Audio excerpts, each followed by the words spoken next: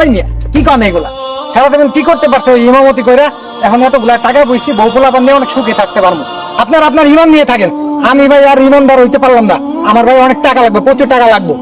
দেখেছেন উনি টাকার মর্মতা বুঝেছে কিন্তু আপনারা ইমাম সাহেব টাকার মর্মতা বুঝলেন না এখনো সময় আছে আপনারা রাজি হন এখান থেকে অর্ধেক টাকা আপনারা পাবেন সভাপতি সাহেব আমার এত অর্ধেক টাকা দিয়ে দেন আমিও রাজি সভাপতি সাহেব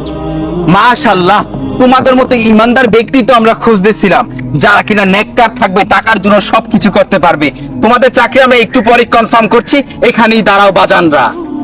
আমি বেঁচে থাকতে আপনাদের এই খারাপ কাজ কখনো করতে দিব না